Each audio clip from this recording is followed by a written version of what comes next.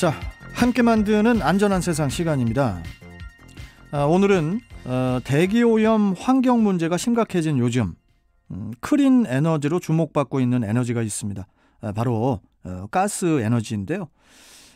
일상에서 음식으로 조리를 하거나 집안을 따뜻하게 하는데 편리하게 사용되는 가스가 잘못 사용을 하면은 큰 인명피해와 또 재산 피해를 가져온다는 사실 다들 아시죠? 자, 그래서 오늘은 가스 사고 및 그 예방 수칙에 대해서 인천지역본부 윤영만 검사부장과 함께 알아보겠습니다. 자, 윤영만 부장님 나와 계시죠? 예, 안녕하십니까. 가스안전공사 윤영만입니다. 반갑습니다. 네, 반갑습니다. 올해 1월에 그 강원 동해시의 한 펜션에서 그 가스 폭발 사고로 일가족 6명이 목숨을 잃는 안타까운 사고가 발생을 했었죠. 이런 가스 사고가 빈번히 발생을 하고 또 인명피해도 큰 것으로 알고 있는데요. 이 가스 사고가 일어나는 그 주요 원인과 또 그에 따른 예방 대책에는 어떤 것들이 있는지 이것부터 좀 말씀해 주시죠.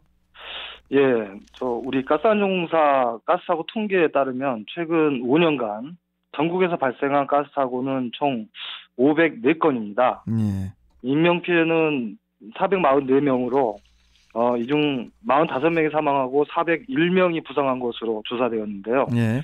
즉 매년 100건 이상의 가스 사고가 발생하고 있다고 보시면 맞겠습니다.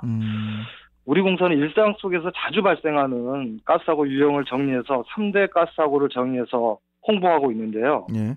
이 3대 가스 사고는 일산화탄소 중독 사고, 그리고 마금 조치 미비 사고, 또 휴대용 가스레인지 관련 사고가 그것입니다. 예. 먼저 3대 가스 사고 첫 번째 유형인 일산화탄소 중독 사고에 대해서 좀 설명을 드리겠습니다. 가정에서 흔히 사용되는 가스 보일러나 온수기에서 발생하는 폐가스 중독 사고인데요. 예. 우리가 생각하는 것보다 훨씬 위험성이 큽니다. 밀폐된 공간에서 가스 보일러를 사용하는 중에서 보일러 배기통이 그 연결부에서 이탈할 경우에 일산화탄소가 발생하는데요. 예. 이런 사고는 사망사고로도 이어질 수 있습니다. 아시겠지만 지난 2018년 12월 달에 전 국민의 마음을 안타깝게 했던 강릉 펜션 가스 사고도 가스 보일러 배기통이 빠져서 배기가스가 실내로 유입되어서 고등학생 3명이 사망하고 7명이 부상을 입게 된 것입니다. 따라서 배기통이 있는 가스 보일러나 온수기를 사용할 경우에 반드시 보일러 배기통 연결부가 빠지지 않았는지 또 찌그러지거나 막힌 곳은 없는지 수시로 확인하는 습관을 가져야 합니다. 그렇군요. 자, 그리고 대부분 그 가스 보일러를 사용하는 세대가 되게 많을 텐데요. 그 평소에도 그 가스 확인을 하는 습관 이걸 또 꼭 좀 우리가 가져야 될 것 같고요. 자, 그렇다면은 이 3대 가스 사고 유형 중에 그 마금 조치 미비 사고는 그게 어떤 사고인가요? 우선 마금 조치에 대한 설명을 좀 드려야겠습니다. 이제 마금 조치라는 게 어떤 거냐면 가스 연소기를 철거할 때 가스가 새지 않도록 연결 부위를 마금 캡으로 그 반영구 봉인이라는 것을 마금 조치라고 합니다. 예. 앞서 진행자께서 언급하셨던 지난 1월 동해시 펜션 가스 폭발 사고로 여행 왔던 일가족 6명이 모두가 사망했는데요. 예. 이 사고가 바로 마금 조치 미비에 의한 사고입니다. 예.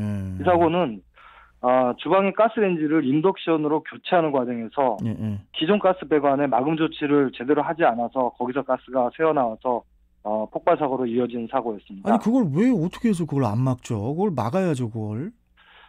중요한 건 이거를 그 전문가가 하지 않고 사용자가 스스로 하는 경우 이거에 대한 인식이 부족해서 그렇겠네요. 그런 건데요. 예. 마금 조치 미비 사고는 이사철에도 많이 발생해요.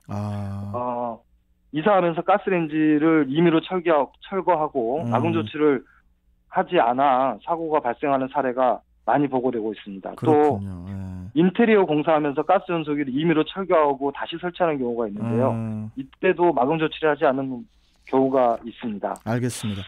예. 자, 그나저나 우리 윤영만 부장님. 예.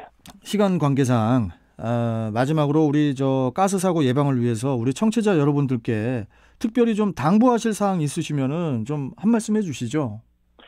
예, 가스 사고를 예방하는 거는 무엇보다도 안전 수칙을 지키는 것이 중요합니다. 먼저 이제 사용 전에 실내 환기를 잘 해야 하고요. 그리고 가스를 사용하는 경우에는 그 가스불이 제대로 붙었는지 파란 불꽃인지를 확인해야 됩니다. 네. 또 사용 후에는 반드시 밸브를 잠가야 합니다. 가스레인지 콕뿐만 아니라 중간 밸브까지 모두 잠그는 것이 중요하고요. 네. 마지막으로 평상시에 가스 누출 점검을 주기적으로 해야 합니다.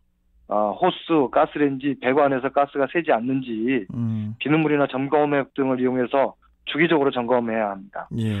이처럼 가스 안전 생활 수칙을 지키면 가스 사고는 충분히 예방할 수 있습니다.